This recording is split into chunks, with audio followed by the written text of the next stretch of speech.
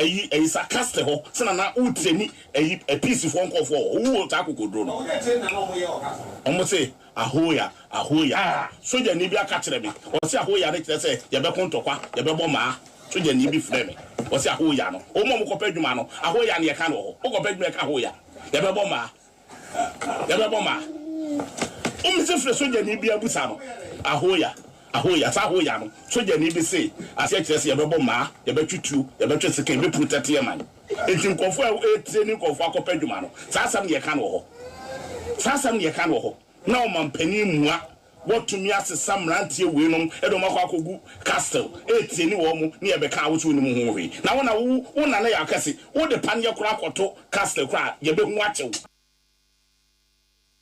Menya hoi me penzemba ni etie osansa me penzemba etie kindine me pe platform a be ma manzan kwane ma be kanzemba kindine juoda ni wukoda bia fida nwumre no nwotwe abo apa ho si maduo no kobo no ndudie nsie nana ya okese wo the platform dwumadie sukio wo peace 104.3 ndi se wura wodie wo penzemba etie na wo afamu adwendie a kedie juoda ni wukoda bia see the platform wo peace 104.3 nana ya okese the cardinal amanzamba ye krado abetie wo the platform so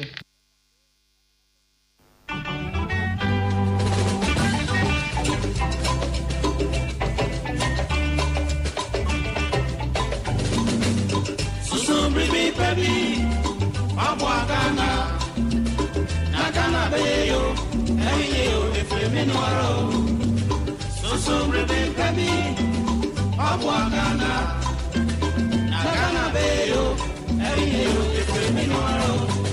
The platform apraman ani apani pompa yiso the platform the cardinal nana yaukese sonsontwe sontwi asonsentwe ani nsentwitwi a ekọ batako braman esinukoso ato apetia mantemfi asansa krokotiako the platform sunie asisi nkondwa asisi adwa ama trankondwa trenufua bra nana yaukese the cardinal tiadwam ewo peace 104.3 FM so the platform odoso puo ade doso ensempudiom amanyosam abrabom nsam asetrem nsam ani amansa hodo so nsam ani se hodo bia de a ani na hia na ya kase the cardinal wone na pamfo our the platform dwumadie so wo peace 104.3 FM edwoda ni ukwada nwumre biada efri no nwotwekopim nondu the platform ewo peace FM ensam asisie de aba de akro ani de yatia ni de yehunu ni nyina ne wudi na apreto ani na sombi na yensiai na banu so a ebia the platform chire wadwene bi Ghana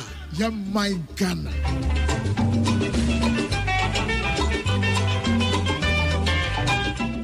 me chira madwen na wonso betima chira wadwen bi dia na eno a any platform so Ghana this anwumre me fa ncha sonko enkonfama wo say radio stations ne doso na so do dia no at peace 104.3 na ubeti Ghana nkomo radio stations Ghana for den nyina dwumadi mu kura mu so aseda bi enko enfama mo so asabre nondu abapa ho meet aduasa nan mo be kan ho e wo social media no so kosi nondu to da nondu achi no mo so aseda bi enko enfama mo nyina no mo kan ho bi na the platform e shema interview for chiro mo adwo studio no so wo ho kwan se nya wadwen kire wo no wo so de ba e betomo ya debre na ya kenkan e de ama wo na wo be kire wadwen aye 0556700700 0556700700 we a WhatsApp line and SMS line yem freso en sema nwumre yi eda boma so e beje bre na yadi hu komodom kuma no e na wo bodom kese no so bo se LGBTQ+ hu komo no asedum ku edom kese no mu dwane hu ye ne se ye san de ba bie mu a na dom kese no mo twetwe mo hu ase mo beso ma so mu nsum na enya de o beti ase kura na mrase bedwafo du ahyahya ye ne se LGBTQ+ hu nsem ba bia ko hye bia no o besa atwe ha betu mrase bedwafie ho no mu biem na mrase bedwafie no o masan edi hu komo na sa LGBTQ+ hu komo yi ena dom kese no aka de ato dom kuma nanim se if parliament na etwa mu no etwa mu pepepe ena sa LGBTQ+ hu komo no so wuye enti 9th parliament e wo mu yi se LGBTQ+ no ye be se de hu komo bi mo ye kwasa ase afiri ba bi enka na ye sha ase no ye se de hu komo de ba besi ansa de ko mampanyin nchen ya ko mampanyin nchen eni se enka ne LGBTQ+ bill no anaka so mampanyin nchen ase ne de eno de agu enti ya ba be hyase afoforo biem wei ene nsɛm a nasa no yi adom kɛseɛ no ɔmode mu adom kuma no na dom kuma ne se ɛhyehyɛ ya wɔ man de egu apono so hwɛ animu sɛ justice Paul Bafoboni yɛbɛtoto na no sɛ vetting no ɔmo so ɔmo mpene so ɛma saa na montuo ne maso nyinaa ne sɛ ɛnka ne CJ maame Gertrude Araba Isabasa kitokunu maame no Ghana fo nyina nim sɛ yi na deɛ so nanso na koma ntɔ ne yam enti ɔda kwa kopie mu court nka na sɛ no nyinaa nwie enti ade enti na ase na court yɛnka nwie yɛ fa ho ɛkɔka sɛ yɛkɔ akɔ veto bi foforo na yɛde na ba bedi asɛ CJ wa bra former CJ yi no na koma ntɔ ne yam a sɛ ɛho nsɛm nso ɛwɔ court don kuma ne so ɔmo mpene so ɛma saa vet ne ma so nti ɔkɔgye injunction ɛde aba beto so wei ne nsɛm anwumire yi yɛbɛgye brɛ na yɛdi ɛho nkɔmɔ owura kwaku wusu ba na hene ɛkasa de ma aban NDC mobɛte ne nka owura Fred Thompson wɔno so ɛkampanifo kasa ɛde ma wɔso na manyoko NPP ho wɔka ho bi wɔno so mobɛte ne nka ɛwɔ NPP amanyoko ne di mu nea wɔtɔ so miɛnsa ɛyɛ mene wɔ yɛtie de platform anwumire yi 0556700700 wadwe nkyerɛ na wode afa so betomo yɛ agyebrɛ na yɛakenkan ɛde ama wo de cardinal na ne yɛ wokɛ sɛ watena sentiɛ nsɛ brɛ ɛbɛtwe ho abataw yɛ ba the platform so nie nkɔmɔtwetwe ɛbifiri aseɛ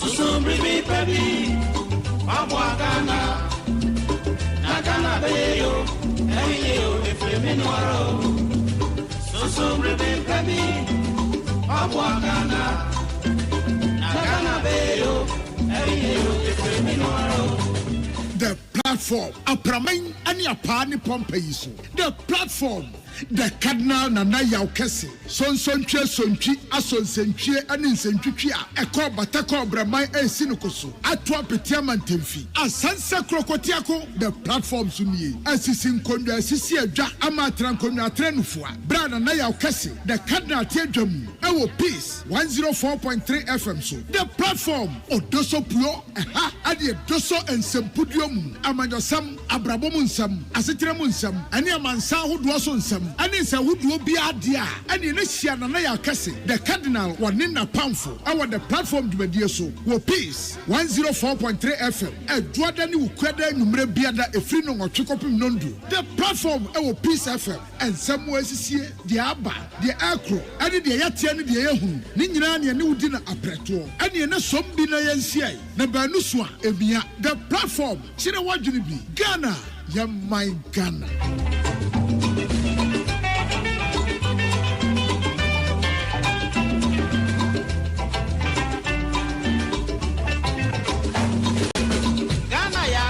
Batana, Yamieshra no da Wamanu near my penny nala, now I'm on rodo. Eyasa se Batana, enter oku, Egia hoku any, Negi Kavias Yasubia. India Semino said, Yasum Gane, Anya Sapa, Dachin Chirima, Ever William for Vinia, Susu Baby, Wabwagana. Nagana beyo, eyo efremi noaro. Susumbrimi baby, Wabwagana. Nagana beyo, eyo efremi noaro.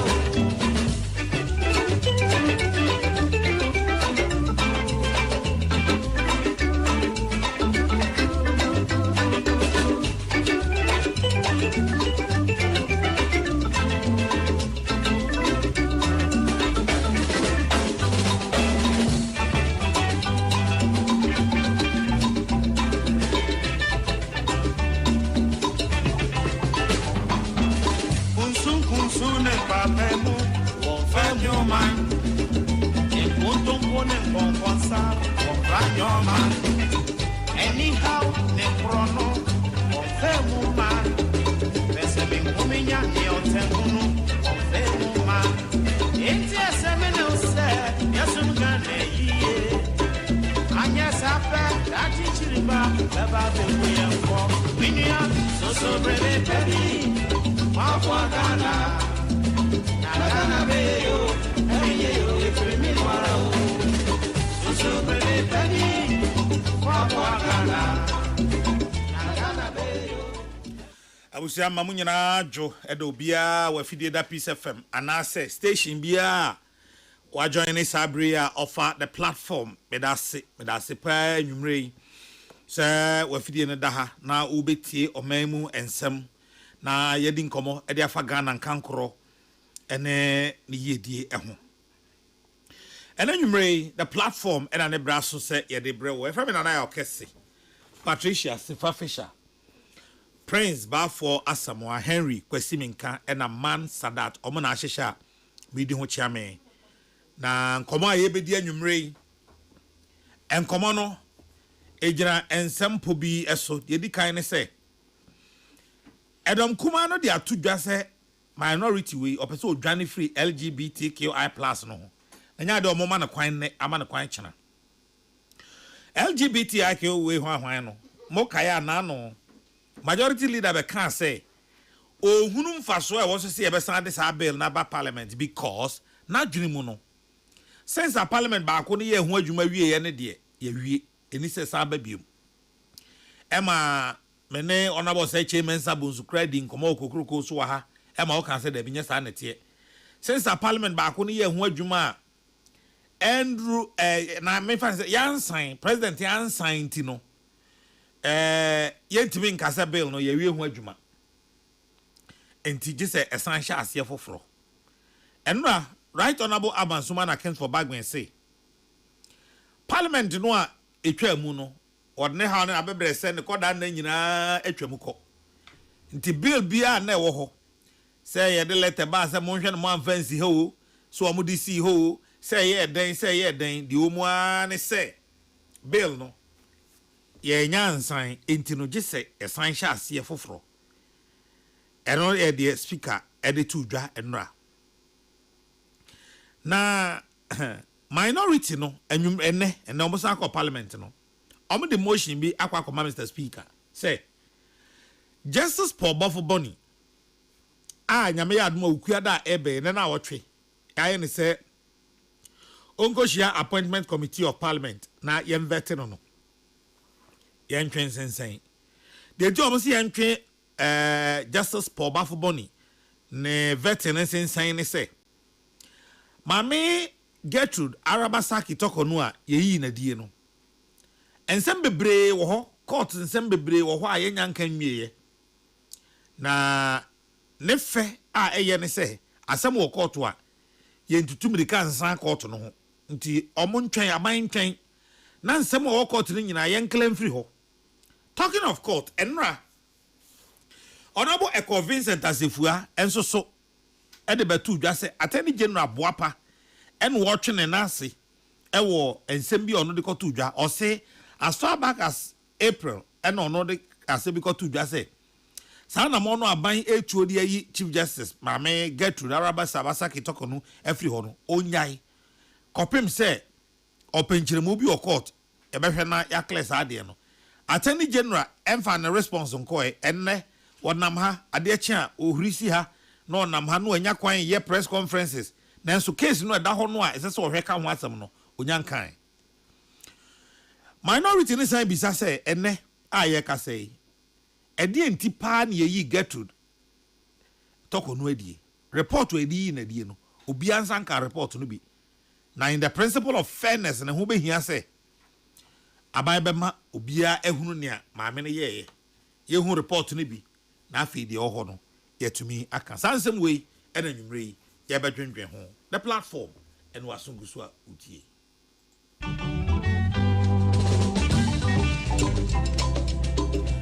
Presla Osei Bonsu our Center for Aging Studies University of Ghana Professor Safo Baba Presla Osei Bonsu Prezi ene eyo awoda happy birthday papa Prof Joseph Osafo Edu Ghana nkokora ne mere wanyina headmaster ose omautrinkwa eja proprietors unuanom ayaka so say yemao happy birthday di unkwan na men why you are the enshira on di unkwan na emen proprietors Presla Osei Bonsu enti ne din ba ko no e friend proprietress ta na e friend no enti ne din ba ko so eno no me bo me ba Inti aseme na ose yesu gana yiye anya sabe da chinchiriba beba be mu yenfo minia susu brebe baby wapwa gana na gana be yo erenye yo efemi no aro susu brebe baby wapwa gana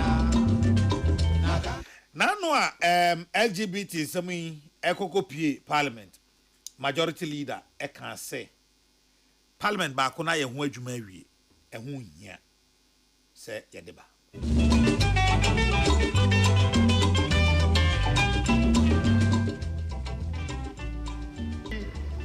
LGBTQ bill was advertised, and the following day it was immediately taken out of the order paper. And I mentioned to this house that, truth be told, you had seen the adverts, but said there were a few issues that needed to be resolved before a decision can be taken as to what to do. Because I took a position that, so far as I recollect, in the last parliament, we passed the LGBTQ bill, and my understanding was that it was transmitted to the presidency. Later, we saw communication from the presidency threatening us to cease and desist, attempting to transmit the bill to the then president for his assent. I did not know whether or not the presidency was in receipt of the bill. So I took a position that this house had passed the bill, but we should wait till you return so that you can give us some direction as to how to treat this bill. I want to place on record that the government of President John Dramani Mahama and the government led by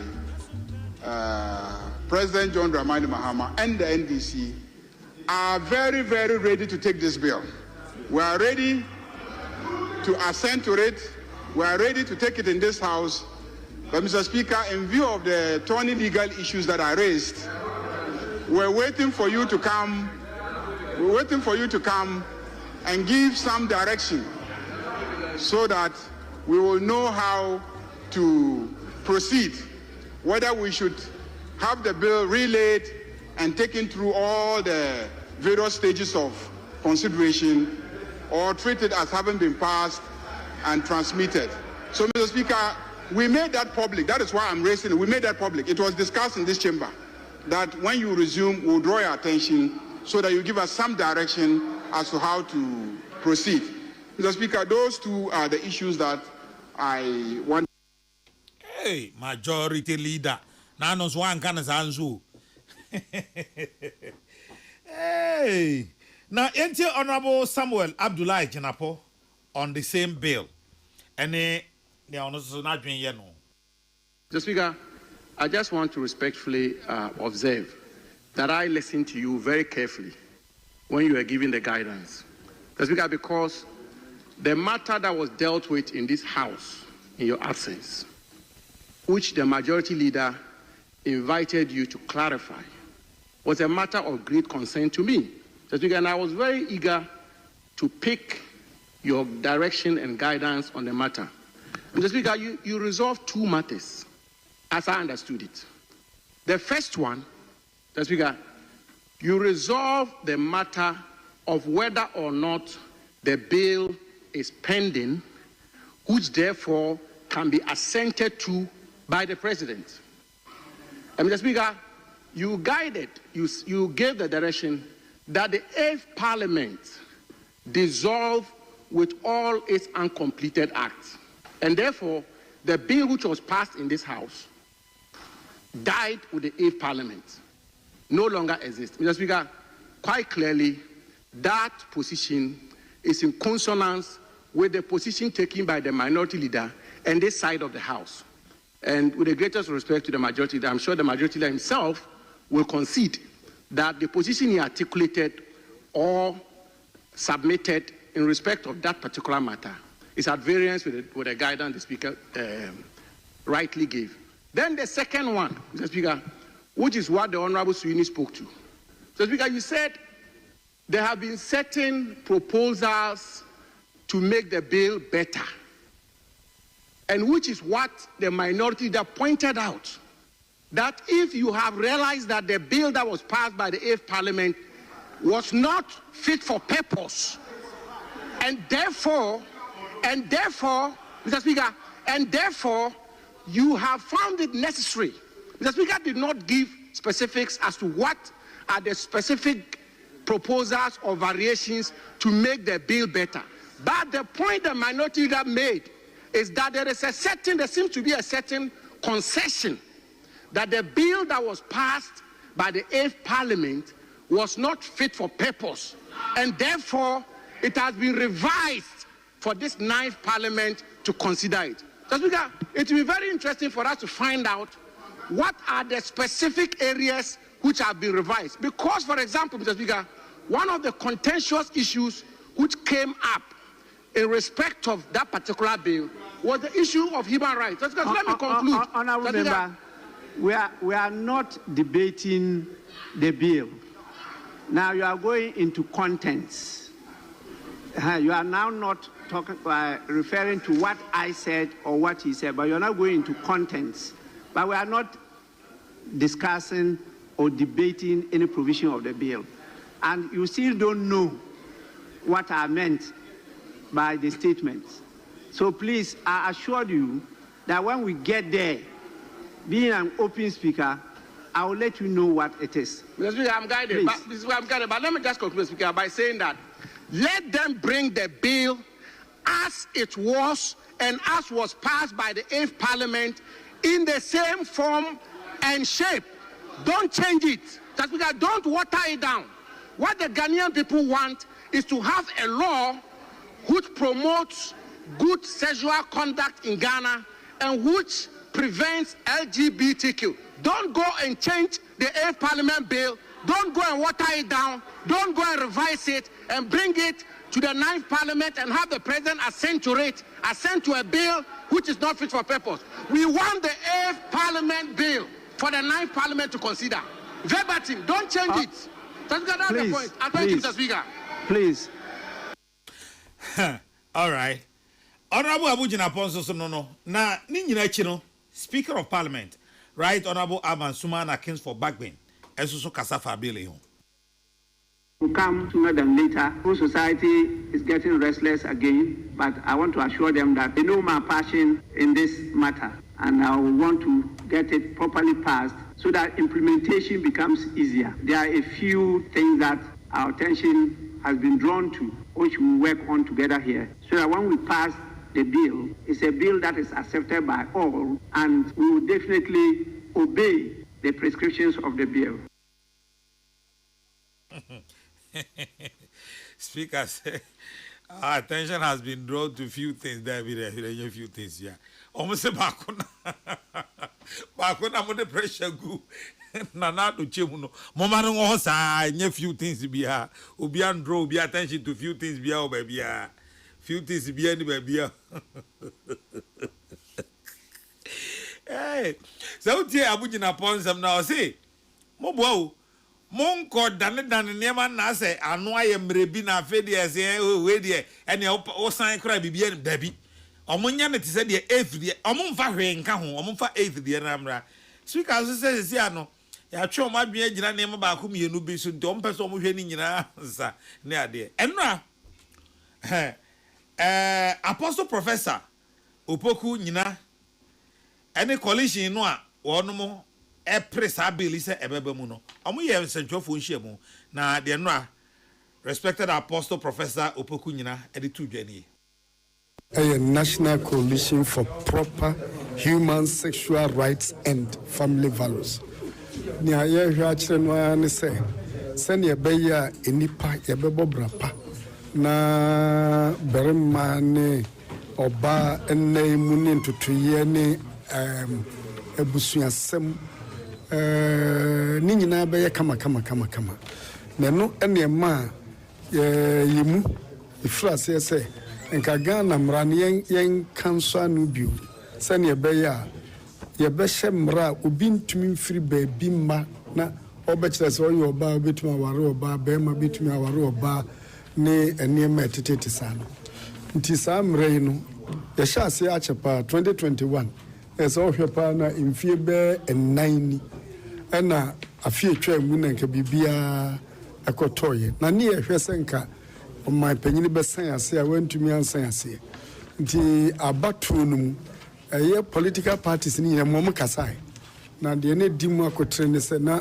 sese government opposition government ɛwɔ saa abira na ɔmo opposition ɔmo ka ya sɛ ɛba koraa sɛ ɔmo de ɔmo ba ɔmo bɛsan titiri yɛn president na ɛno na ɛba yɛhu sɛ akyɛre yɛnim nneɛma sɛnea ɛkɔ so nti yɛhwɛ sɛ nea aba bɛduro no sɛ ɛsɛ sɛ ɛkɔ parliament ne parliament yɛ ho adwuma ɔmo nyɛ na emu sɛnea ɔmo ka soso no sɛ yɛde kɔma president na president ɛsan ase a ɛno so nkɔ so ma yɛn na Ghanafoɔ ani nye sɛ mmara no da so ɛsensɛn mu na yɛntumi nsaeɛ na nso so no ɛbɛyɛ asɛm kɛseɛ paa wɔ abatoɔ mu no te ne yɛhwehwɛ ne sɛ politicians na asɛm a wɔde wɔ ano ka no ɔtumi ɛdi so ma yɛn na ɛnyɛ sɛ wopɛ tumi a wasɛm nko wonyɛ tumi no wie deɛ a afei amanfoɔ no nsɛm a ɔde bɛto anim no na ɔde ato baabi nti ɛno na ɛne yɛhyiaeɛ a yɛkae abae sɛ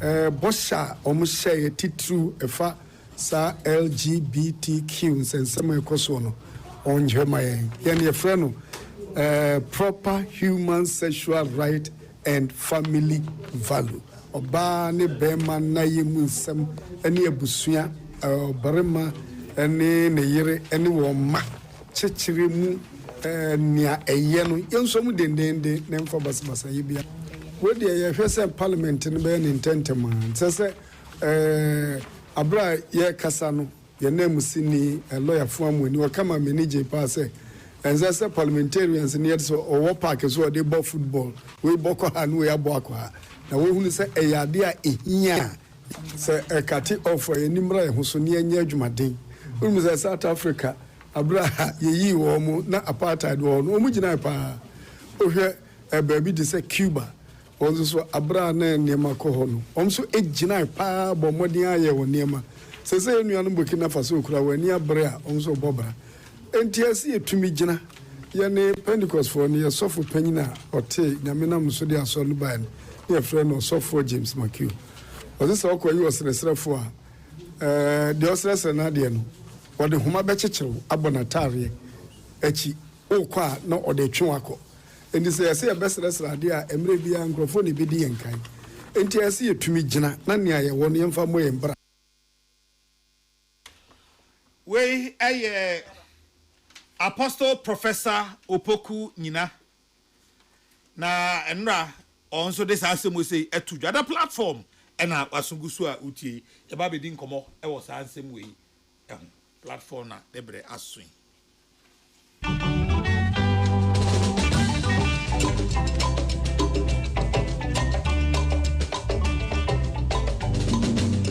Susu bring me baby Abwa Ghana Ghana beyo, eyo efremi nwaro.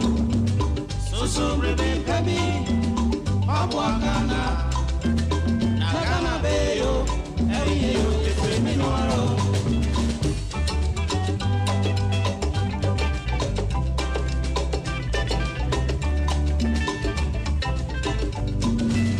Mi mangana, adeshe mama mama mumini swear.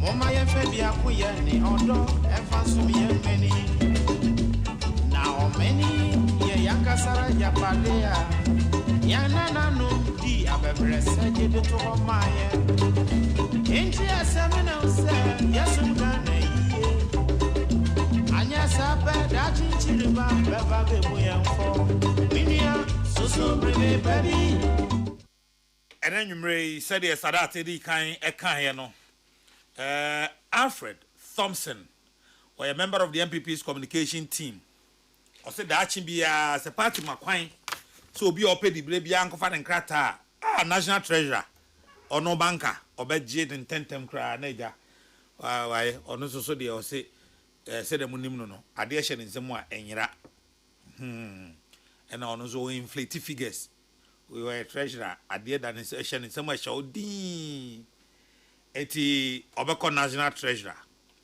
but ene minua madam for my tallest friend in the world Gordon Asaribidiako Titola was say the birthday I know Titola birthday so chen baby oye party no wo ude jano we kan ko onu me saba be kumpo enti pacho obi a onim Gordon Asaribidiako bi onka je se man happy birthday saa nso so na me ni nyina ye nua ba na osan ye church for Professor Mabel Otibuadi enso se omano happy birthday Gordon menamfo num nyina on newa o wase menamfo num nyina anti tola happy birthday why ya mi shira no ma oni nkan na eme Tommy Majo ye nua na what is say nyame na adomu de nyame ase na wo so e oh nyakopo atom me ho ye pa ye da nyame ase amen once I wa ma ye nkwa na adwempa ne ze na oche de ekwanda ho a ye be yedwuma ye za asom Ghana man na mpunto a ohia de obaba Ghana yimu ye nyina ye nsaka ewo opposition o ewo government mu azo ohia nye de ebehwe Ghana man do ye ma mbana owom no wenyu age na wonso wa yedwuma wa magana ha ayeyi ama ye nyina sesi aze ye nuanom no se worto eyido was stabilize sidina na wo ma sidina abafom nso nyama no bon sura na roko jona oya na yebisa ye hu de na stabilization no o affect binum na oja binum ana ko binum ho kotokum na ebi muso nye bi na nyina na echi ne ze me behwe zoda yenyim na ya ka ho asem na ya hwe zo yeye mezinchi akese fi Western North region inde yerika se oraba omia owo hofiti inde da now team DMB mami wie oraba omia ori ejuma kese bi o she DMB che be she che ye DMB okay connect DMB say me who DMB ntina make as me who me nim so wo DMB one touch oza one touch o DMB one touch I see enti oraba omia ye ejuma kese bi wo Western North na ho so wo je na wa 2 ahoya me regional ma mehwedo na oya me do so de ejuma record wo ho no oya za oya sronko yezin yezin chiakese yezin dase yezima Western North region fo nyina nyame hwa won kesenara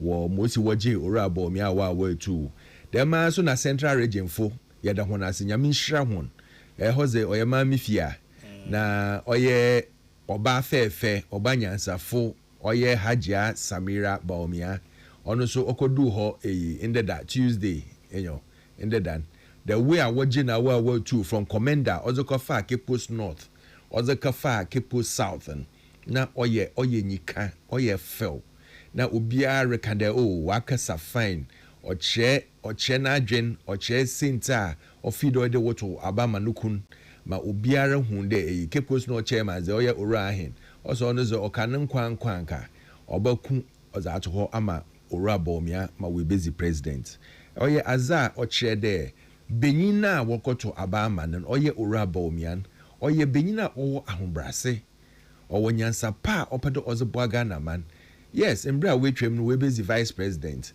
na yerekasa yereka ko yereka baza da makande omambuze obia beye kakra no oko obia zenizin penyina na oda no ye na akufado onyine ye ejuma zo ye do ye biara ozeboanen oye man na end result na nado no take final decision on whatever should happen why ye neze why ye ejuma ejuma ze na nado aye bi but say ejuma na nkrofo hon kotokum so ye dawa oze ebufu na wozokoto aba na makande ewa mu na woroto aba oye referendum on the government of the day say ewo opposition na woroto aba oye about the candidate and the policies ozreba alleviate the pain and the plight of the people of Ghana Into 2025 abandons not about the a referendum of the last 4 years of our reign.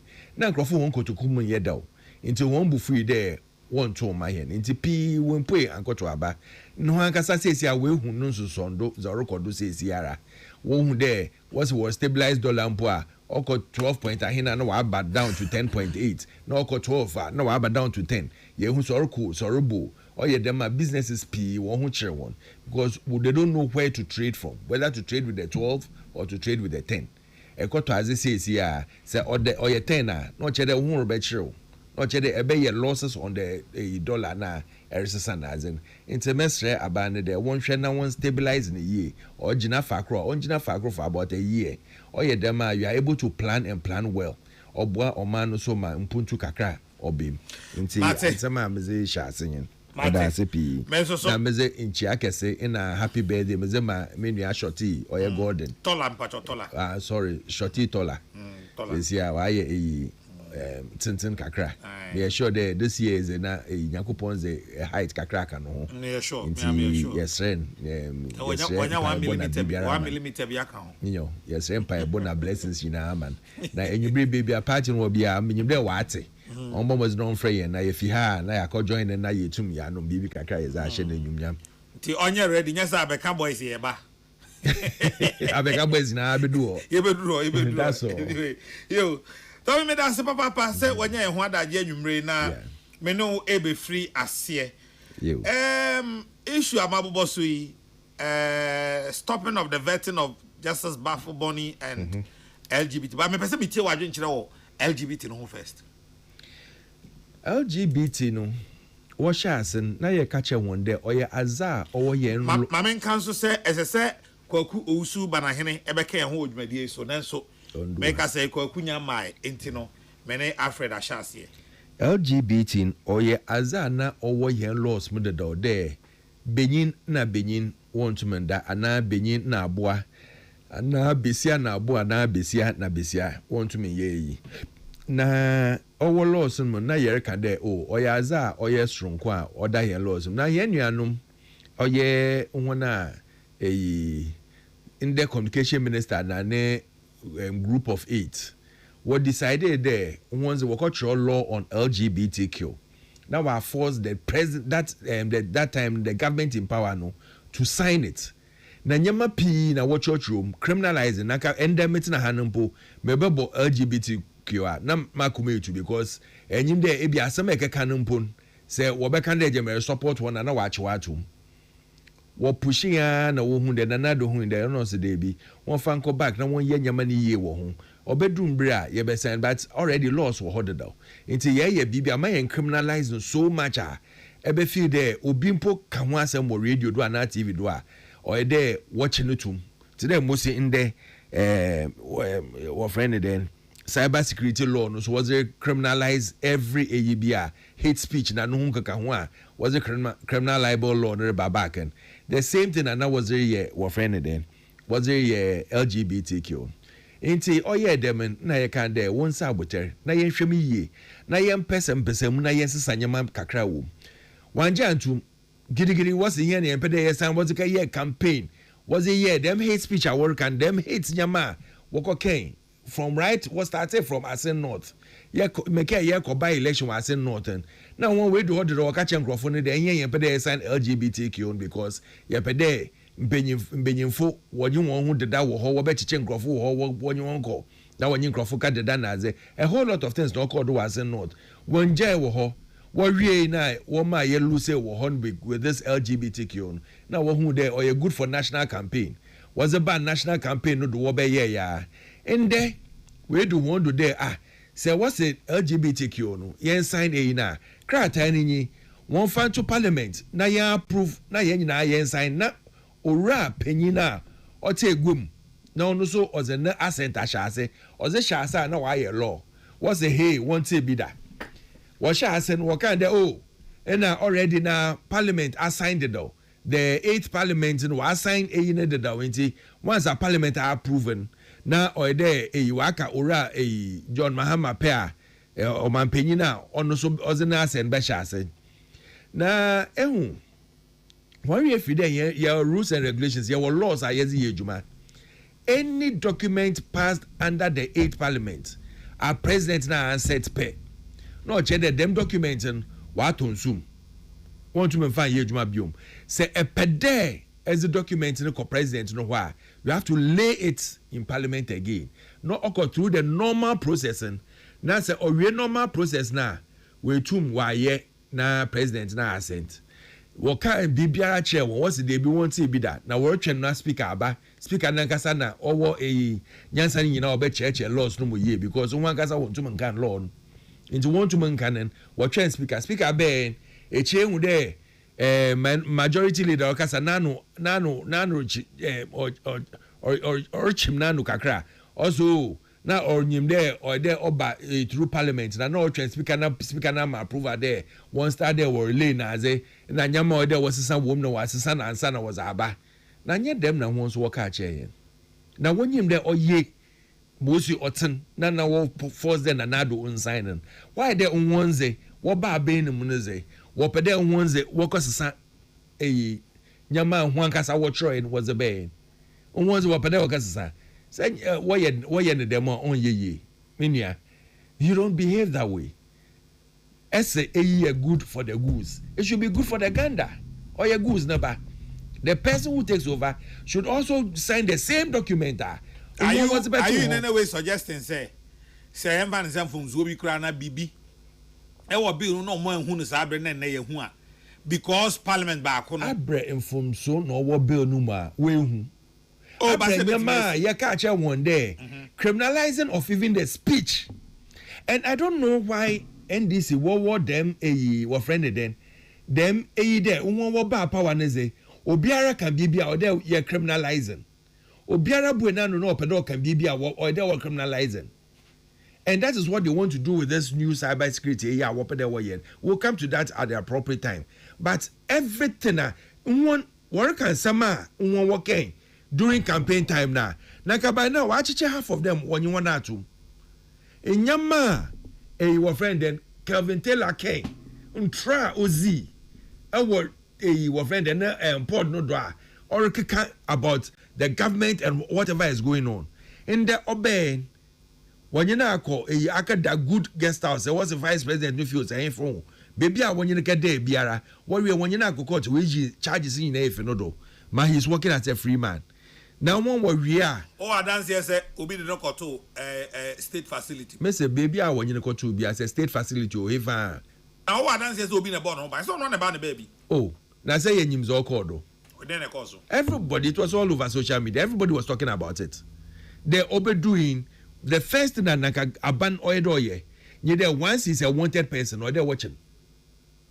Watching now echi ona we bill no to them mosi warrior yen Crawford says yeah or there oko bill no my LGBT no it's coming back to LGBTQ no crazy there what is good for the goose is good for the gander most was a bill ne ban one fan brad them what changes are now one back and there oh says as a way there as I was yen one ye what pedo was A B C D E F our parliament na yen nyina yen jintum there ye pede esesa ana yen pede esesa but nye there as a bill abro bi na won odo won do no say what's the day bi da or there won was esesa na was aba na why dem oye ana wo feel there jama MPP government nye nyimpa na oti na ho na ohwe was it to lawyer na lawyer ka che won there as I was aba nye dem na there was a ban nye dem na there wo yen what's the day bi da MPP phone na wo pede wo ye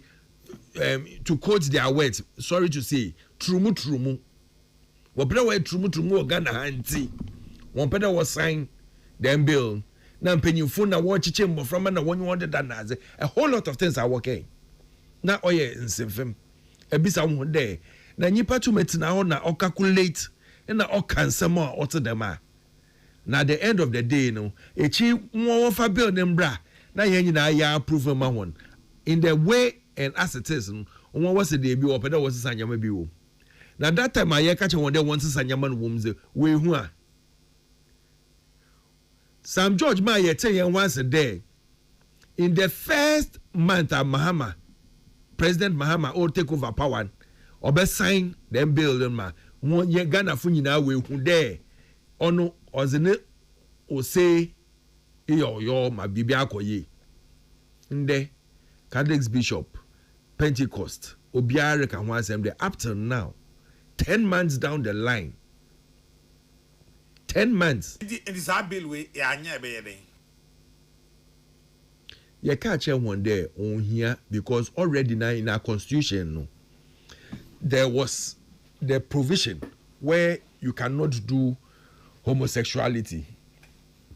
There's this thing in our constitution. There you cannot practice in homosexuality. It is against our morals and our rules and regulations of this country. One was a day na bill no say or there you pass na obiar hu there or about LGBTQ+. Inti so we pass bill na obema obiar no ho aton Ghana fu nyina won beto won then you be in all force them and pass bill. You can put there at that time you pass bill na I remember the finance minister can there it will affect the financial prospect of this country because grants na za was on my yezetum yezi ye juma kakra yezi si school adan yezi si hospital adan yezi ye juma ma enkrofo nye busy dem as nyina wo betwem nti yen saboter ma yen push yen ho yen sign dem yin wo kan dey hey want be da nye no kan yan ko anka ye be kan dey let us look at the laws we have and strengthen it but yen nua no ma ye hu dey say one sign dem bill na no che dey Ghana yen penny ye nti yen so yes onye hwe say dem na wo penny za no yen nyina yen sign bill no say sia ti na most was the ben now one was a watch reverse then I watch reverse cardinal then I watch reverse I was odu wodon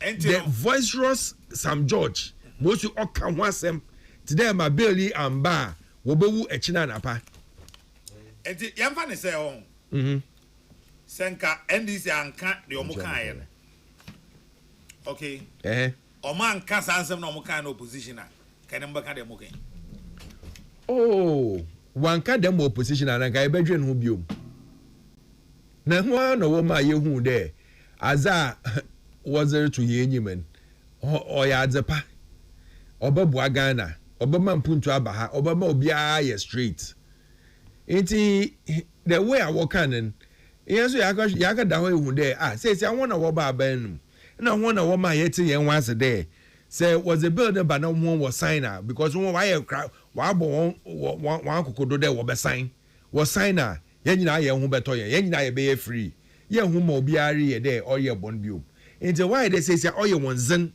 there wo be sign bill as if ha no one you afa if ha no one you afa yamfa say na mo hu light bi o mo hu which I disagree do na mo hu light bi a o mo enhunu enne they are in government o mo hu light no they say you hu light what catch in the light bi anyu ayo to the yamfa say sabre no mo nya hu enne o mo hu I mean abre light on na message one fa bill no go to parliament na one back and there we hu light ABCD wo into wo pede wo ye ne yie but they should be straight and sincere with everybody now one place bill no parliament as it is problem woman so about through the committee level na say odu hwa na obeka de okay wo hu e wom e no what san wa ye na AQ ana AB ana A1 na A2 na obiara hu there them problems na wo hu these are the list of it wa asesa was it by preliminary na won so wa atena hu wa ye hu adwuma na won nyina we vote wo hu aka there wo pendo na was aba yen nyina ye beja atum but you can't hide under the shades of darkness na epede efa bill no there ekesesa baby wo ansa na aba but who you sure send this omusuro sabel no one shranka word draw ya then do omusuro na majority leader ansa some can answer na chairman my friend speaker Reba answer na also one chairman speaker Mbra na speaker Mbe can dey because bill no want to them no wa pass the door into here there knowing very well obi a what na parliament ma chair them knowing very well there bill now was passing it ended with the 8th parliament make care very well there one can say there say nanado unsigned bill here it will end with the 8th parliament. Within 1 month, we'll be present to parliament, we will approve, that we make sure that President Mahama also be signed. So why this change? Why the U-turn? Why the Wapade says here, Ben was the Wapade was a Sanyama? Oh, yeah, Dema, you're not being sincere to Ghanaians. So you do me, I do you. No, you're not being sincere to Ghanaians. No, Cheddar was in trouble, was a Kotompo, now was winning elections. Because the things you told Ghanaians about this LGBTQAE and what it was going to do if Nanado did not sign it, President Nanado did not sign it now. That is not what you are seeing today. Not that you lied to Ghanaians. You lied your way into power with this LGBTQ. You lied your way to win the Ascent North seat. It is I them as in the area. Why are you now taking a U-turn? It is not fair. It's not right. And you know what can their politicians and what can do? And now they are not straightforward. But it's not about all politicians. It's about a particular set of people. And one genuine there, they can lie into power and they can lie in power. All it is that make sure that you lie your way through. Once you lie your way through, no, you are okay. I don't think you are being fair to Ghanaians. I don't think you are being honest to Ghanaians. I don't think you are being straight to Ghanaians. Straight. Ne fantasy, ne fantasy card ne den. Mementem fantasy. Me yes sure there. Enye Ghana for reason ye. Because dem a no che den sama eken ma wo hwe do na wo to abama on. Nya ono na area says. But why we all say LGBTQI no? Na a deciding factor of election. It was part of it. I said not by election. Go and check. That's all the message you were using there. 1 year no or year man won, and they decided to take it into the national election. That is why Sam George was so vociferous about it. Or year na there on na was by in the campaign. Ono in our friend and Galamsey. Na Sam George oboy na no Yamatu or Kanyen LGBTQ Galamsey in the Sam George were in the Sam George way. My minister Sam George or a minister, and you don't expect him to be speaking like party communicator. Na party communicator no ye party penyina. Or ye party penyin. Me ba ha makasa basa. E chine bi wo betuma ye minister. Wo betuma ye me penyin wo party no say ya win 2028 Nyakopon ya adum na Dr. Bom ya win elections na. Wo betuma ye any senior person in the government. That is why before you come into government, or there eshemosi ekasa. Bruni beka you guard your speech. Or there eshemosi ekasa. Na nkrofu nya jezi wo mu de. Ye obia asema okan oba abama. The same thing na okan on sasana ano. Says ya why bibi today eka eya today mosi eka sometime back one slogan and now one manifesto awokan na one bibiara awokan anye there or friend then what can NDC and waka what twist one was a one slogan and what can it as a why in the demon why one of them it de be keke ewa it de be keke on a pen a waka that esha she him in the onini it de be keke onini ye be chan tro keke ye be wiem keke ye be ke bi keke ona na worry Ghana fo ye nsu anyansa wom na ye hu de ye nkrofu ya entumi fa ye nwansi hondo da. It can't be possible. All right nomsio make us a kwakwa usu banahene enya medru ha enti mansa that for first batch of text messages no ebra yia se banahene amade a ene na eye field day Emma Alfred Thompson.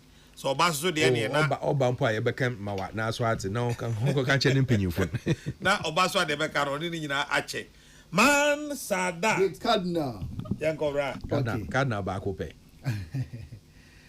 na yesas ye dia lam taking Rashid Temagov City ne dia ode ba WhatsApp ne so na me di frase wo se enchia e na wodi edikan na osena na ya wo chia papa na NDC opposition no no more can say yen declare state of emergency na ye fan fight Galamsey nti yen nwa papa sa ban no waba pa na ebesi ne wontim declare state of emergency ma Galamsey no yen fan kon ye na wɔ se bra na NDC wɔ opposition no LGBTQ+ no mo ka ho asɛm paa enti enne so ma ba ye no nwanwa se besi nne still yen hyeda anti LGBTQ+ no ho nkɔmɔ na omudi salaries ho nkɔmɔ opposition ne ma ba na so still hu se salaries no ho nsɛm no ɛda so ɛwɔ fam nyina no enhyeda ensani Gracia nyina no osinyina no NDC di ho nkɔmɔ opposition so mbo mbe ye firi hɔ sika sɛ ye nyina no enya ade a Ghana fo yate ho nkɔmɔ enti we nyina no otirem sɛ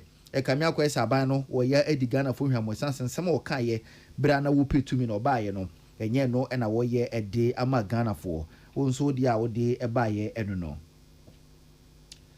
na wo sina na ya kese anwumre mi chia papa na former chief justice de me say ni ope bia no obetumi aye na mo bia nso obetuo no me de me se makaba mesa ka biem se enkusi aga ni days obesom oman no abawie ye enti na obekọ kotu obekwa hin phone me say eno ano no enya de bibia bitimi aba nti injunction obetimi akwa akwaje oroba beto vet no so but amount to nothing enti we jait na ne ba bia na nke bebo an papa Kofi Tete edi free South Africa na odi ebetu mu na nasa na nie na me de yempanyufo no kame akwa ese bo hye na ya doso dodo obi abo obehye bo saa ye hwe Burkina Faso Burkina for ba omampanyini to ore ba ye unhu bo hye bia na so hwe adwuma pa wo ye ne se opese wo so mo man no enti nya bo hye obeye adwuma na obra be ye adwuma no nanso mo de bo hye ni nyina achi ne sama mo kwan a na mabebo my Ghana kro no se fimfram enti ya de a help Ghana pa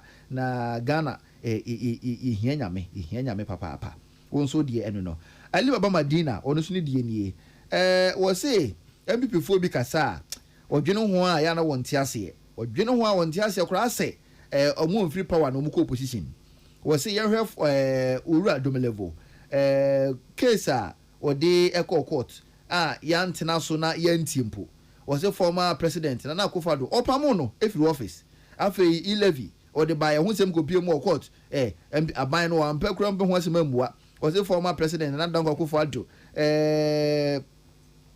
Justice Bafumwani ene maami tokuno omo ho nsem kura ba ya afo tokuno kane Ghana fo ni wona wonim de embrem eka ho asem eno so no aban na mpamua wo LGBTQ+ ho nsem mrase bedwefie ni ye ho adwuma no koto mapono so mo fa pen ensa ase eno so ma mpe ho asem amua ena ne motete ho no mo a ena aban sesa atumi aba eni sa aban sesa aba hwan pa na mo bo no so bo so ho wo se la Nkwantana Madina ena Alhaji Faila Fuseni wo se wo cha papa no manyafo Julius Dabira chief of staff wo se wo nso wo cha papa wo de ne dos ntino mabone tofa odi from Madina ena odi ebetu mu Dr. Alhaji Mahmoud Bawumia misusu se wona wo si ahene wa MPP ma no ho kwan na otu franka ebeboa mo modachi nti wo se Haji Asafia Muhammad next MPP National Women Organizer Hopeful Kumensa Pillar 2 so wachiao na nakwa mo abo atina Blekuma Central aka Dr. Bawumia will leader into victory 2028 wono so ne de didi kan eyenchia no so ndo susu say President John Dramani Mahama judicial system no omampanyini ni NDC bae no in fact oma na ye doso na justice Paul Bafumwani so wono so no minji ni say ebeboa wo kwan bia so fantastic Uber Force wo say unchia koma Commander Moses wonso dia de betu mu no Dominic Kasua CP wo say Ghana fo nyina ne say no mahunu say brana NDC wo position no maka so mo ba LGBTQ+ be di hu nkomo no mo ba ye no enye no hwana mo no mutu enti no de Ghana fo nyina no ahunu dada Amisco Spelele Kasua Republic aka Dr. Bawumia beba 2028 was in fact Dr. Alhaji Mahmoud Bawumia de primaries no kunumdie na bekọ de amano na unmenyafo Mavis Hawa Kumse Nkame National Women Organizer Hopeful was say o cha papa Amisco Spelele Kasua Republic wonso de no Mr. Speaker until o say ensem a Mr. Speaker ka bere bi atwemu no ade ne rafia na o say na wonte ase o say na o kai pa say Speaker ka say bill no anam na se bedwafadi hu nkomo awiale to mampanyina pono so no o mampanyini mfo so na won sign enti na de na asesa e de pa na asesa Speaker say bill na disi ase di hu nkomo biem Manaba Steven Pantan odi ebetu mu no wɔsɛ na akasa nwumire mi chia papa na adeɛ ba kɔ makrum ha ma nigye pa ne sɛ wobɛsɔra no pa no na wo di ta kakra wɔ phone so ne ko social media so behu ni sɛ yes ensɛm ko so krum ha pa kyɛ sɛ wani bɛgye ho no no de gye nani na politicians na omudi Ghana nim ne deɛ onji ni so ɔmɛboa Ghana won so dia de ba so susu sɛ odumanyamfo esela wusu ekufo obeye secretary de ma MPP anka beboa ye frame Joseph no wo sehwi ya okrom won so die eno no. Good evening na yakese me pa chaw ka kire Owura Thompson say ne support na wo declare da ma Dr. Alhaji Mahmoud Bawumia no on kan susu people esan say me said dan hu ba bi ogina ne ye won so dia de e ba eno no Harrison ewo Ashalaja Martin na number just say also ohun de o say Owura Thompson declaration or say me declare my doctors meaning na na ejuma me jano echi because there's no way and from what I said me catch there his humility, his hard work and his perseverance shows there he will win the elections. With God it is possible. Okay. Now was I say declaration so ba musa no a ebe koso division or party no. Enti Harrison Ashalaja onso dia odi ebetu mu no. Martin Jan or Joso Domia Bros in fact why disappointed pa when this aban mu so mo ba ye no LGBTQ+ no omuntimi endi honhoma ne konkosi ye wo ma me ewe sase bontefo akua genkwa wo se wo chia ne papa wo so mo nyafo Kennedy akompre ko Japan na obetumi aboa NPP papa nti wona wo si ahene de ndo osere mo se mo nto aba no emfama Kennedy akompre ko Japan. Good evening na yakese asere wani mu wo se hwasafo anwumire platform meti papa na media me message no enkoma former vice president Dr. Alhaji Mahmoud Bawumia was doctor Ombra Western North region na omunso omaye krado a omohwe nanim na send ba no free Western North se no ase na sanne okay obako hobio obako yeah obako mo anwie when we ni nyina he did just some few constituencies so obako back na do oko Western North and Northeast. Western North. Western North ended an oko. Okay. Auntie. Coming him so Western ended an ande. He's going there. He's going to spend 2 or 3 days there. Tikarim dog ewo Western North region.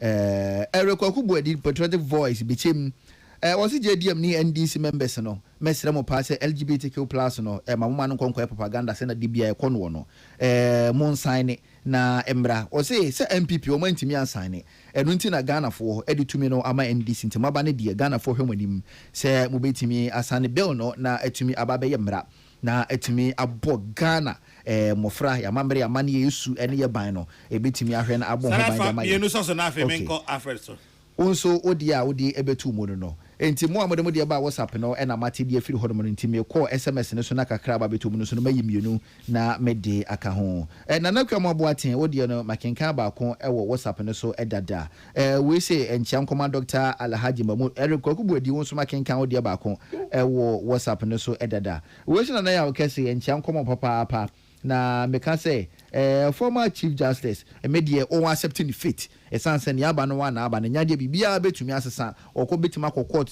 mpre bia opẹ nyade bibia betimi asesa yankopon ya adomo a won gintum se ne aba no wa no na Owura Justice Bafuboni wono somra no beto aso sanse ade no kwa dodo akonwa ba akofo wontimi ntena so nkosi awieye enti ono so ne dia wo de e ba ne public office enti no wasom awia eno ano no do BO2 Tetegrifate Michael 64 Infantry Regiment Bema Camp Headquarters wonso dia odi ebetu mu eno no we see Mr. Speaker okay we dey making count odi ewo SMS so dada now we say 3 members of parliament no medically am support the ama Dr. Alhaji Mahmoud Bawumia no se omuko flag bearership election ba na se Dr. Alhaji Mahmoud wonti ma wini ebeye den pa na o ma sa support na kwa community pafoforo wo se anhwa division no aye kan se betimi da ba party no na che se hanom a e de ba be hya se e de aba wono so ne dia wo de ebetu mu eno no wo so where Dr. Alhaji Mahmoud be general election performance no na figures no nya ne wo form nti wonde wonji ndi se betimi aboa MPP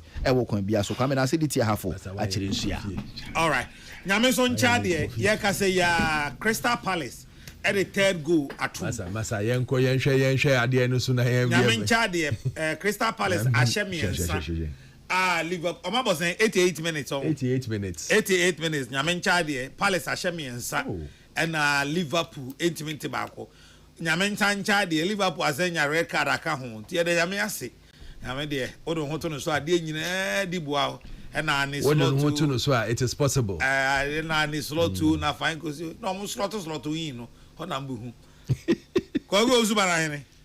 Nana ya okesi. Akwaba. Ya enua. Let us say. Nana oba de ya che. Bibia ekoso kama.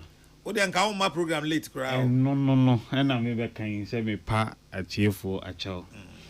Se me call tema. Nje me fair part. Na je se mika na me deba.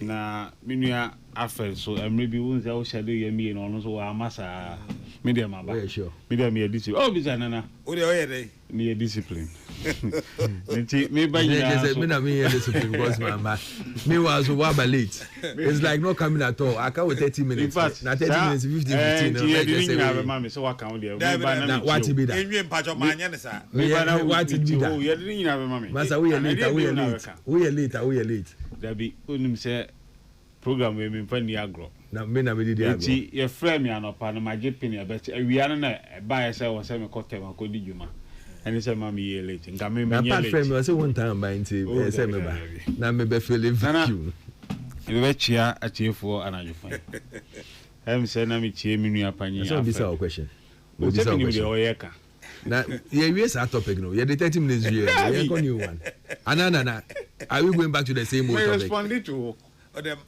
mama 10 minutes 10 oh it's over mama so 10 minutes after that yeah mama 10 minutes nana na em say LGBTQ plus no ababe ye abatos ewo Ghana enyina ekonso na abanye etwa mu ba kono and the starting process no ekosi awieye ekodu assent stage ya na wazo mampanyi assign na be yemra na MPP4 frustrate bill no to the sense no one na power so no mutimi stage work out on the bill tam na wo ai parliament because then majority leader and now minority leader Fenyo Markin utimi sorry general kasabe 4 hours America won fe bibi filibustering or the delay process no cause say speaker man want say on tolerate say ade ni bio ye pass ade ne kra no osoma a lawyer from his law firm to go to Supreme Court no on fast abo nkoto so mo mampanyi ensign then powerful executive secretary to the president your friend Nana Asante Bedier to show letter ba ho ni nyina ye twam I mean, I think I mean, in your 10 minutes, Parliament should cease and desist from sending the bill to the president to sign. And he called Supreme Court. Supreme Court so ebedi assembly was so me ma a later date. Na be the abu assembly ni idea. Sa just say a systemic frustration of the bill. And the engineer sign. President Mahama promises me ba me sign be bill no ewu with the 8th parliament ai twam it's a thing that was here chance Tommy pajo mamintie no so it's a thing ye be dey ye be chance ya chance a process but President Mahama ye nim no obe sign bill no and sign an term na end na ne I can show you President Mahama ye nim no obe sign bill na sign wako the term na enti asofo enya gidie Ghana for enya gidie se Ghana for kan e beti na sopam na MPP for there omu ni moral right so mba be kase e was say President Mahama e pass a bill no sign because you got the opportunity you didn't do it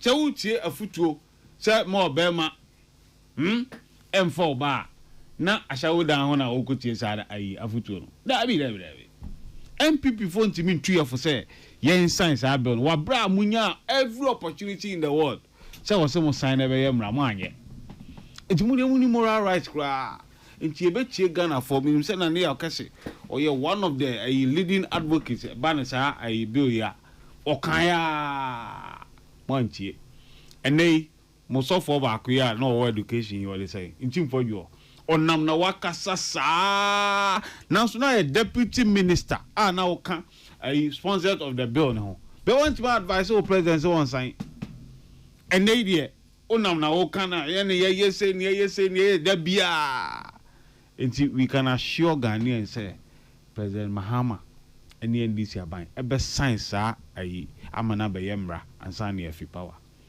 nana DMD ebe si ho no na menko udabi afre dem be una beka okoyin oze okoyin yembisa ohwe na wembu wana ka on kan hwe sa okay LGBT ndi obeka no LGBT yeah response to government we can assure say government banane yes minu miere na net dem LGBT wazem bayo okay say na akasa oh nana say yes say na wokasa ya na yes or no asempa etia we can say question na yebisa ono ele hu answer na ma no e ma assurance say bill no be dey assurance be na chance say bill akopi other people so ade chen ya na yasan yi afrim oh nana ndey mistake table office no ya o mo mistake da mistake can you imagine bi o wa you know ya di bi be shim ni ya yi bi afim ni ya oh be say o say table paper bi o wa de ye be table anopa be ru awia na bi fufura ba app emergency na ye de ka hu mo ma na ye yi bi frim na afiso na no nche zo chena entimi nsan amaso but ujidi pass and kufu ado aban na ye de bill hu asema ba ade chen ya ekohe other paper eni so kasame oba banan oba kasasi nana register clear or parliament obi ti me call emie mark ni din president ade be chene di ye film mistakes e baso how so just here eti we nya de ye deliberate you can't even say this bonifo bi you can't even say this ene bia wakoye saa ade no eno nche say abaya dia tu say no enye ye be ye ho adwuma ade na ye say free so ndeti eche say no ano no ye be ye ho adwuma we want say my guy eti say enu say President Mahama ne term mame 5 minutes for response President Mahama ne term no so na say anya then you can hold him but your mame 5 minutes President Mahama yes boy I would say ye ni so just say all right ye be ye wouldn't after the mayor ne say mame 5 minutes for response 5 minutes for response or your government in power or your government in power nyabotre government in power nyabotre they na do udi treasure government in power we na so udi treasure ye dey na blackmailing no jai treasure ye dey na yo Alfred dem besa me ye ne say me wo Justice Paul Bafuboni vetting who asem wa ha and any other issue opesa woka mame mouse 7 minutes na me nche the opesa woka me see you 15 one man 10 minutes now was what mame 7 but when need 10 minutes oh only 10 minutes oh share time no me na me say how oh they delay me mame kasa wo delay me mame kasa ya say LGBTIQ bana hina sim shawo Cardinal to me Cardinal yes sir we hun kotompo am say end this for mucha they were here before power they made us understand say Mahama ba within 1 month omo no mo pa nka mo asane ade but you knew it was not possible say me omo kasa no ye ka cha omo say omo hwa omo anu kasa yie even in parliament no they stated say na LGBTQ Oma pass it that they don't even need to pass it again. Na president kekene so asente. Ya wana yeka cho mo say ade amoye mo hwe ne yi o. Na nye sa na ye ade. Eno na badahina betra ye ni ma. On to me kasa yi no. Or the 2 seconds no they can say oh they will pass it before the 4-year ends. Hey! 4-year ends. Omo omo yi o na Ghana for mo sorry mo ya waka na mo say the next 4 years na die abanya odikotompo odi ntro odi bebu man no e say ye yi omo fi hon tem because they are ebe sinu ebe ye hu. I wonder whether 4 years you can stay with this. Now, Bafobone and matters arising. Yet na hey, Cardinal, Bibisa will say, no crow when you mean him. Wunim ade potin ya. Yedi my friends, they talk on radio. Can you tell me? No report has come out to tell us ade potin ya. Omudi talk on radio. Stated misbehavior. And also yede. Stated misbehavior. And also yede. What stated misbehavior? It is stated misbehavior. Give us the details. Say, or ye A, B, C, D, E, F. Into that ye need. Answer na omobaba abemno. They misstated in their own mouth with misbehavior. Say, opo, ompo, omoba ombejino. They stated.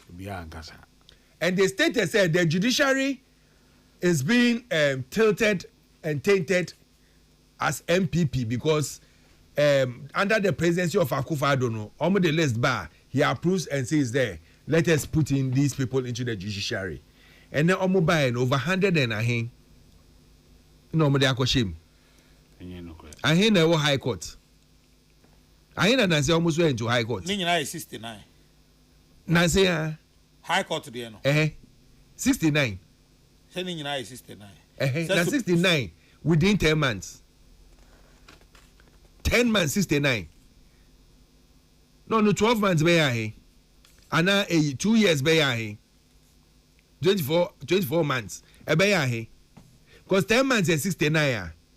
24 months will be over 120 and 130. And now about 140 plus. If you are using the number they are using now. In 4 years, no, it will be an NDC court, kangaroo court. That is all they want to do. And they told us that they were going to do it. And that is why they formed the NDC Lawyers Association. So that they can handpick their people from there. No one bet in our courthouse and do their bidding for them.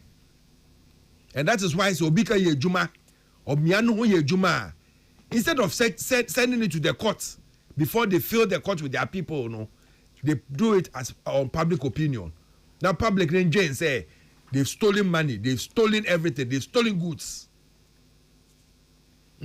As I was here, Minya Hanan. Shaza was here, Minya Edubuahin. You ask yourself, say, is this where you rule people's matter? In the court of public opinion. Now, Attorney General Abejinaho, now I catch charges. Now I can say these people have stolen. Meanwhile, on fire share in court on stealing of anything. We share nyama or kaye na nyama or the court say yen ruling on it. Rather yen share say true or false. No, there are two different things. Obejina who can gift yourself 2.2 billion. National service. Meanwhile, what they court na 300 those then na what they court. So what happens to the rest of the money? Is it with him? Oh, charge sheet, you know. Is it with him? Catching and baby, is it with him? Mr. Wahoo National Service charge sheet. 2.2 billion there also.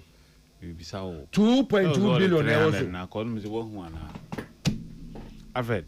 So now we are deputy MD or NI. May the same thing to you. Huh? May the same. And then I am for Uncle Court. May the same thing to you. I just say Uncle Bob. May the same thing to you. Kadna na ehun ti may the same thing to you. And I be kakaka ye this year wonsan. And then yem frɛ was here the Uncle Court.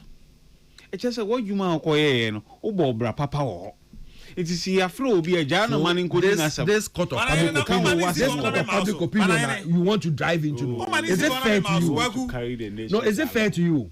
And then me who publication be aba say one of the MDC top lawyers no ka say Mubewi ska mu wiane in bits and pieces but not in big AE. Say ye no creo. Should I use that against you? Should I use that against you? No, you don't do this. But I can't 2 minutes, man. You don't do this. Public opinion court, and you're right. Say a whole attorney general, you should know better. Obeba Bejinaho, and come and give verdict on people before he even sends them to court, before he even brings out a charge sheet on them. I don't think it's right. And many asun say, and you're right. You're the yell no, and you're there. I don't think you should allow this to go on in your party. You should know better. Because Echina Nyama to me Dani, People sat in this country and said that Mahama can never become president again. People sat in this country and said that Akufo-Addo can never become president. People are sitting here and saying that Dr. Bawumia will never become president in 2028. But with God, it is possible. With God, be bear to me see. And when he becomes president, now or start to say Wafa Attorney General, no so be no bomb charge on air without you people having any recourse to talk about it or respond.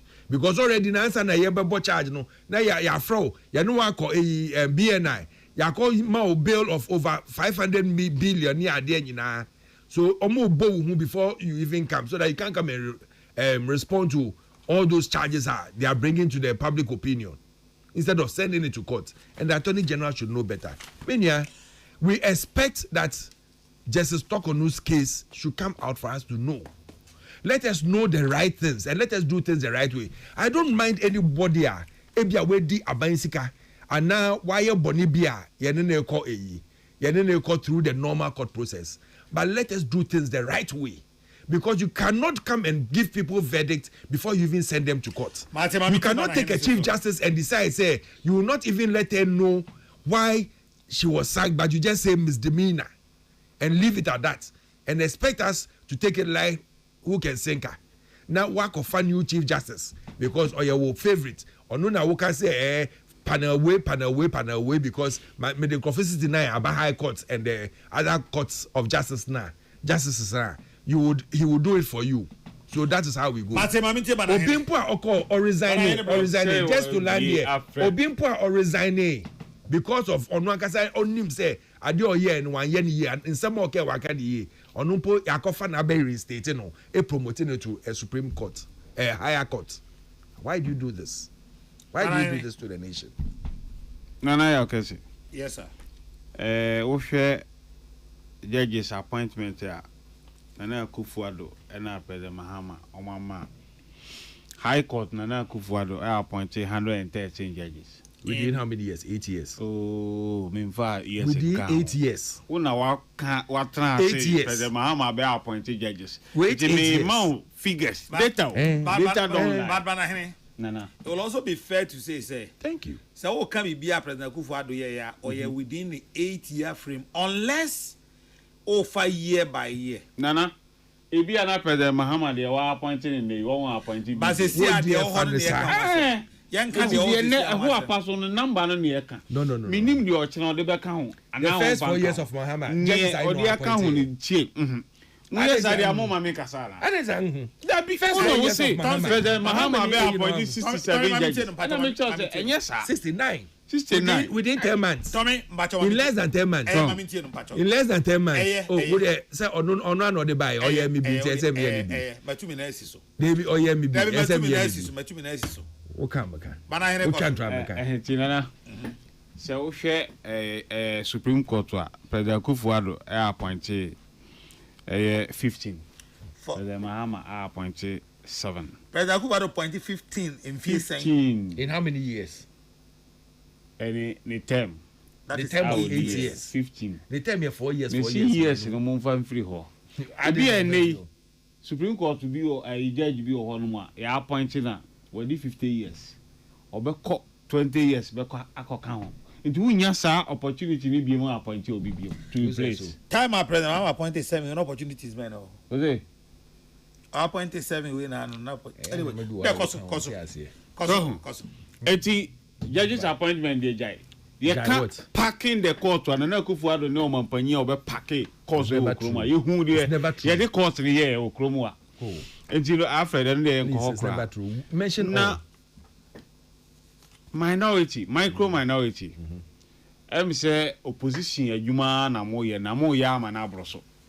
Ya ye adwuma ye. Say your parliament. Mo number 80 mo 87. Na NDC ewo 2/3 majority. So osawo 4 independent ya omo kan mo me 189. So now we say ye be acting chief justice ye be vetting on premier you are seeking to block it. Esan say ma me bia ye yi no constitution no amampanyi ama ne kwamana ye na dwuma Article 146 ama wa sign a seal a deliver aye de akoto ba bia ya wie kura no mo ko fa saba se ma me e wo court in fact court wa Antitokonu odi akonyina de we na di bemba akokra So she hasn't got the right. From High Court to Appeals Court to Supreme Court to ECOWAS Court. Ni nyina na asam ne abogu babi. Esanse na asam na nya asam a edimu. So ye Chief Justice. So fa we ai ukunu na wa fa oba na do mo tukwan na do man sika amomo pedi wa bro mo nye government workers. Stated misbehavior. Ne mra no edi uni ayiwa. Banane. To be fair to Mami Tokonu. Thank you. Unim say in the traveling policy of the Chief Justice, Sadat Shohonoman, also on tea, or no business as also on tea, a face or met me a catcher. There been person no ati. But I have it Otimenka. But Otimenka, yes or no? Let me just say Otimenka. Meet you. What's in saying? What's in the can now? Yes or no? Because the entire master that be increasing volume years also want. But they say what? And let me meet you. They abuse. They say what to make. To be fair to Mami Tokono, in the travel policy of the Judicial Service, thank you. I cover Chief Justice no. Our whole coin say, or the obia or no Chief Justice no ope a two coin. And to put it in that context, and finally say, or Nikunu and an able to quantino out of the place or home coin.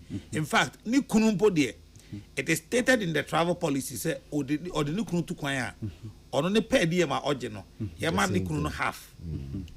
A class of air ticket, ye camano, on a coin to in the munti, and kind of what I say, as a mammy who coins one Nikunu to coin. It's a committee almost trying they don't know this. Council of State here, I will find a prima facie case against her. They don't know this. It's Yanni extra hand you tell me say or who finds was watching. Good question. And yes stated misbehavior. Good question. But committee Supreme Court judge. Oh, your colleague judge Edano. Good insight, but who him there Ebesine say a prima facie was established against Tokonu JSC. A DNA prima facie, na ye DNA number 1. No. So prima facie is established here. DM from sworn or ye prima facie as o year no. Ibisa on there ubetimiaka number 2. Committee nankasa etnase I recommend say ye nyino. Our president any who BBI in the say or implement committee decision. Committee report no can say, Mamma Nayden. Nana Tamwa Council of State established a prima facie case against her. Document ya. Ye de come president. Or the come committee no. Ye must sealed copy to Antitokonu. It is Antitokonu no likima media sadia ye di mini because president there the any man or see way Masilia no are you talking of the petition or you are talking of the prima facie? No. Prima facie? Yes. No, it's not true. Yeah, the come committee no. Oh, tie. Banane. Oh, Nana. Tommy Jai. Nana engage. Banane, let's establish this. Are you talking of petition or prima facie? Prima facie. No, it's not true.